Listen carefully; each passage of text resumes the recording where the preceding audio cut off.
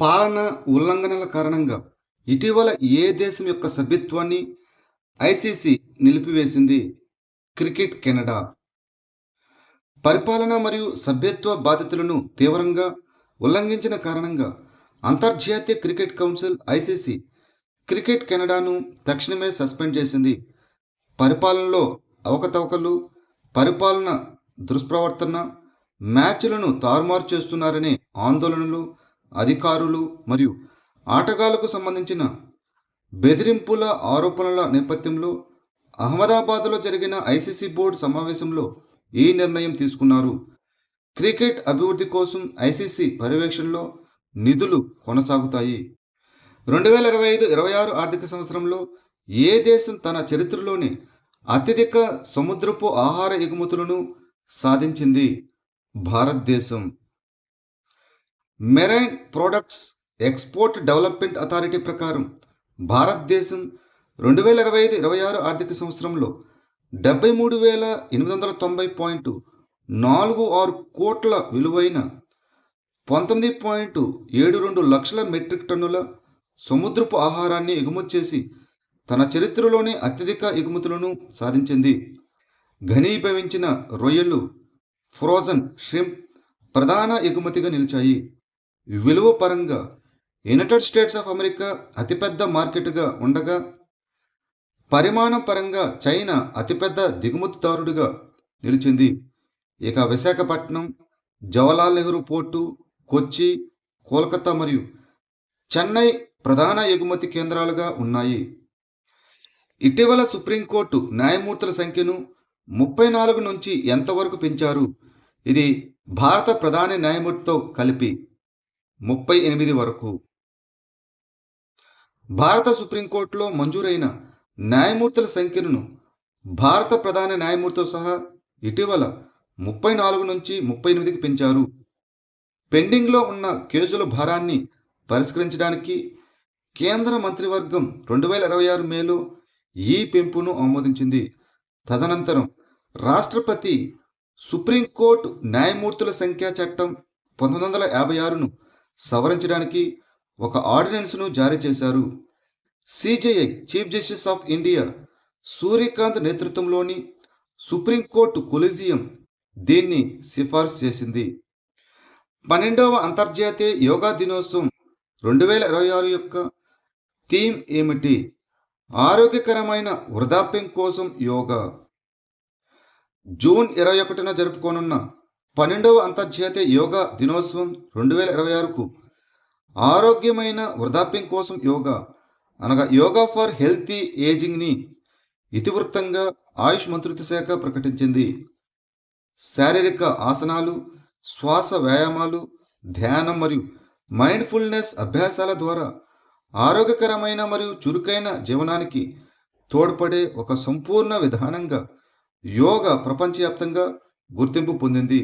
2026 global Cambridge dedicated teacher అవార్డును ఏ భారతీయ ఉపాధ్యాయురాలు గెలుచుకున్నారు?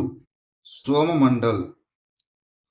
జీడి గోయంక పబ్లిక్ స్కూల్లో సైన్స్ టీచర్గా పనిచేస్తున్న సోమమండల్ కేంబ్రిడ్జ్ డెడికేటెడ్ టీచర్ అవార్డ్స్ 2026లో ప్రపంచ విజేతగా నిలిచారు. తద్వారా ఈ ప్రపంచవ్యాప్త టైటిల్ను సాధించిన తొలి భారతీయురాలుగా ఆమె చరిత్ర సృష్టించారు.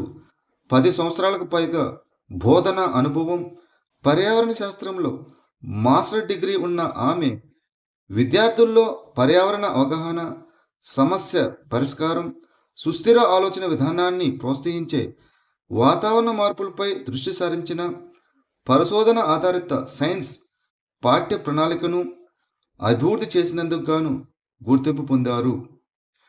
ఐపీఎల్ 2026లో ఆరెంజ్ క్యాప్ మరియు మోస్ట్ వాల్యుబుల్ ప్లేయర్గా అవార్డును గెలుచుకున్న అతిపిన్న వయస్కుడిగా చరిత్ర సృష్టించింది ఎవరు?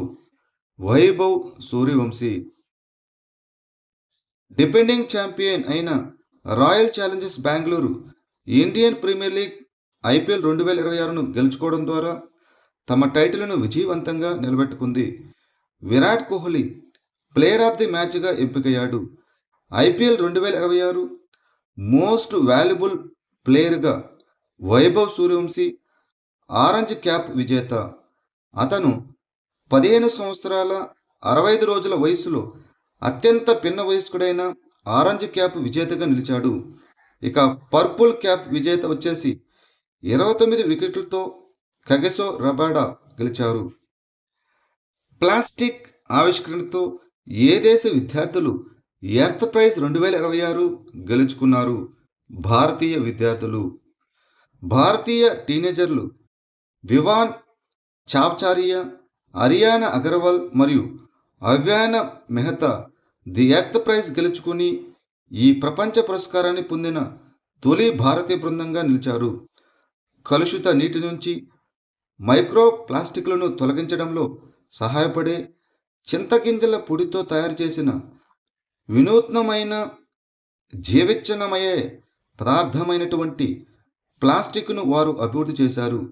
ఇది తక్కువ ఖర్చుతో కూడిన పర్యావరణ అనుకూలమైన మరియు విస్తరించదగిన నీటి శుద్ధి పద్ధతిని అందిస్తుంది.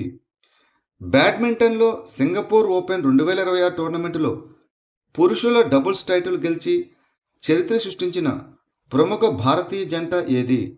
సాత్విక్ సాయిరాజు రంకిరెడ్డి మరియు చిరాగ్ శెట్టి. బ్యాడ్మింటన్లో భారత పురుషుల డబుల్స్ జోడీ సాత్విక్ సాయిరాజ్ రంకిరెడ్డి మరియు చిరాగ్ శెట్టి సింగపూర్ ఓపెన్ 2026 పురుషుల డబుల్స్ టైటిల్ను గెలుచుకున్నారు. ఫైనల్లో ఈ భారత జోడీ ఇండోనేషియా జోడీ అయిన మొహమ్మద్ షోహిబుల్ ఫిక్రీ మరియు ఫజల్ అల్ఫియాలను ఓడించింది. 2026 ఆసియా అండర్-20 అథ్లెటిక్స్ ఛాంపియన్షిప్లో పురుషుల 800 మీటర్ల ట్రాక్ ఈవెంట్లో దేశానికి చారిత్రాత్మక తొలి స్వర్ణ పతకాన్ని ఏ భారతీయ అథ్లెట్ కైవసం చేసుకున్నాడు? మొగలి వెంకట్రామ్. హాంకాంగ్లో జరిగిన ఆసియా అండర్-20 అథ్లెటిక్స్ ఛాంపియన్షిప్ 2026లో భారత్ అద్భుతమైన ప్రదర్శన కనబరిచి వ్యక్తిగత మరియు రిలే ఈవెంట్లో పతకాలు సాధించింది. పురుషుల 800 మీటర్ల పరుగులో మొగలి వెంకట్రామ్ స్వర్ణ పతకాన్ని కైవసం చేసుకుని ఈ ఛాంపియన్షిప్లో భారత్కు తొలి స్వర్ణ పతకాన్ని అందించాడు. ఇక మహిళల 4x400 మీటర్ల రిలేలో భూమిక, తహూరా, షెహనూర్, నీరులతో కూడిన భారత క్వార్టెట్ స్వర్ణ పతకం గెలుచుకోవడంతో పాటు 3 నిమిషాల 38.07 సెకండ్ల సమయంతో కొత్త ఛాంపియన్షిప్ రికార్డును నెలకొల్పింది. డిజైన్ లింక్డ్ ఇన్సెంటివ్ డిఎల్ఏ పథకాన్ని ఏ కార్యక్రమం కింద అమలు చేస్తారు? సెమికాన్ ఇండియా కార్యక్రమం కింద. ఇటీవల భారతదేశపు డిజైన్ లింక్డ్ ఇన్సెంటివ్ స్కీమ్ దేశ సెమీకండక్టర్ ఎకోసిస్టమ్ను బలోపేతం చేయడంలో సానుకూల ఫలితాలను చూపుతోందని కేంద్ర మంత్రి పేర్కొన్నారు. భారతదేశపు ఫ్యాబ్లెస్ సెమీకండక్టర్ సామర్థ్యాన్ని అభివృద్ధి చేయడం, దిగుమతులపై ఆధారపడడాన్ని తగ్గించడం మరియు దేశీయ విలువ జోడింపును పెంచడం ఈ డిఎల్ఐ పథకం యొక్క లక్ష్యాలు.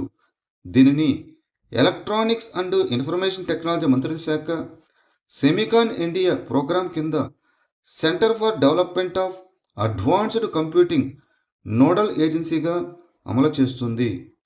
ఇటీవల వార్తలో కనిపించిన బీ-4 కోట ఏ దేశంలో ఉంది? లెబనాన్.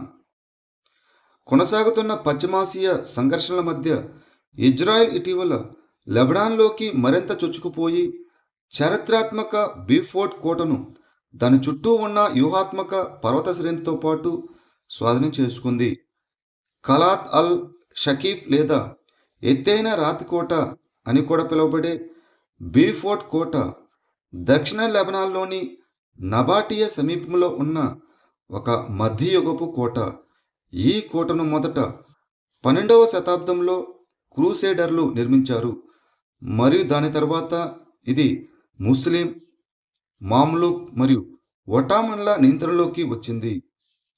భారతదేశపు మొట్టమొదటి స్కై క్యాస్ట్ సిస్టమ్ను ఏ విమానాశ్రయంలో ప్రారంభించారు? ఇందిరాగాంధీ అంతర్జాతీయ విమానాశ్రయం, ఢిల్లీ. భూ విజ్ఞాన మంత్రిత్వ శాఖ ఇందిరాగాంధీ అంతర్జాతీయ విమానాశ్రయంలో భారతదేశ మొట్టమొదటి స్కైకాస్ట్ వ్యవస్థను ప్రారంభించింది.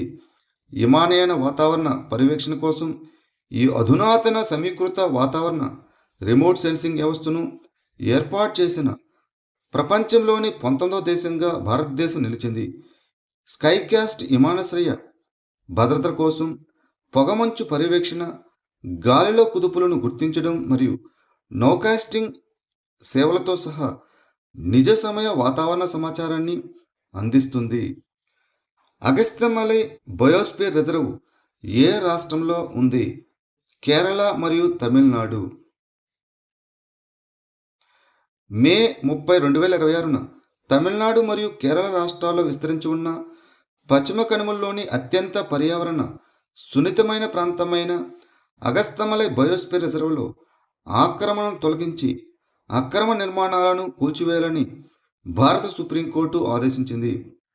కేంద్ర సాధికార కమిటీ నివేదికల ప్రకారం అటవీ ప్రాంతాల్లో రిసార్ట్లు, వాణిజ్య భవనాలు మరియు అనధికార ప్రభుత్వ నిర్మాణాలతో సహా భారీ ఎత్తున ఆక్రమణలు జరిగినట్లు కోర్టు గుర్తించింది. పిఎం స్వానిధి పథకాన్ని ఏ మంత్రిశాఖ అమలు చేస్తుంది? గృహ మరియు పట్టణ వ్యవహారాల మంత్రిశాఖ, the ministry of housing and urban affairs. భారతదేశంలోని అసంఘటిత పట్టణ ఆర్థిక వ్యవస్థల్లో పనిచేస్తున్న వీధి వ్యాపారులకు ఆర్థిక సహాయం మరియు సామాజిక భద్రతా చర్యల ద్వారా మద్దతునిచ్చే ఒక ప్రధాన కార్యక్రమంగా పిఎం స్వానిధి పథకం ఆవిర్భవించింది. వీధి వ్యాపారులకు ఆర్థిక సహాయం అందించడానికి పిఎం స్వానిధి పథకాన్ని 2020లో ఒక కేంద్ర రంగ పథకంగా ప్రారంభించారు.